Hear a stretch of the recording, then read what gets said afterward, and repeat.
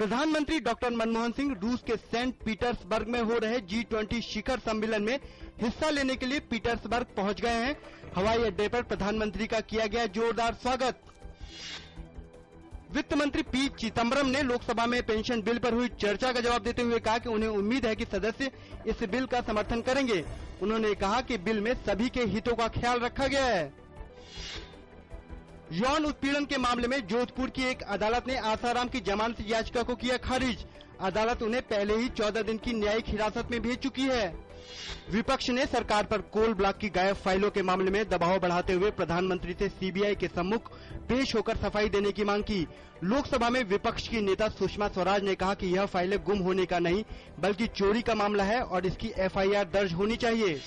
Samajwadi party के नेता शैलेंद्र कुमार ने कहा कि कोयला आवंटन मामले में सदन को बताया जाना चाहिए कि इसके लिए प्रधानमंत्री कितने जिम्मेदार हैं।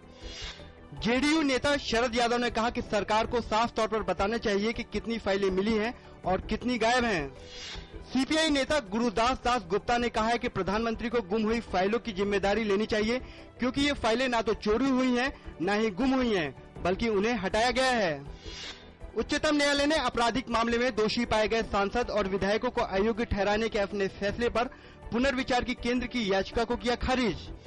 लोकसभा में पेंशन बिल पर चर्चा के दौरान कांग्रेस सांसद संजय निरुपम ने कहा कि सरकार को पेंशन से जुड़ी सभी योजनाएं पीएफआरडीए के तहत लानी चाहिए। भाजपा नेता अनंत कुमार ने आज लोकसभा में तेल के दामों में बढ़ोतरी का मुद्दा उठाया। उन्होंने कहा कि यूपीए सरकार के कुप्रबंधन के कारण पेट्रोल और डीजल के दामों में बढ़ोतरी हुई है। उन्होंने कहा कि रुपए के अवमूल्यन के कारण भी तेल के दाम बढ़े हैं। सीपीएम नेता वासुदेव आचार्य ने पेट्रोल और डीजल की कीमतों में बढ़ोतरी को गलत ठहराते हुए कहा कि इससे आम जनता पर भारी बोझ पड़ेगा।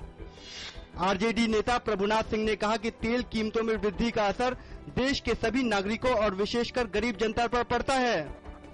रिजर्व बैंक ने रुपए की मजबूती देने के उद्देश्य से विदेशी कर्ज के नियमों में ढील देने का ऐलान किया है।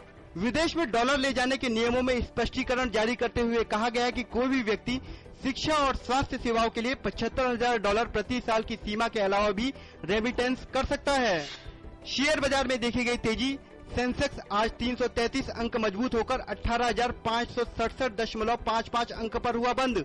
वहीं नेशनल स्टॉक एक्सचेंज का निफ्टी 107 अंक की बढ़त के साथ 5,448 अंक पर पहुंचा।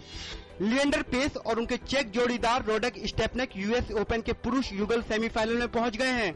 क्वार्टर फाइनल में पेस स्टेपनेक की चौथी वरीयता प्राप्त जोड़ी ने पाकिस्तान के आइसाम उल हक कुरैशी और नीदरलैंड के इयन जूलियन रोजर की जोड़ी को 6-1, 6-7, 6-4 से दी मात। कांग्रेस के पूर्व अध्यक्ष दादाभाई नौरोजी की आज पुण्यतिथि है।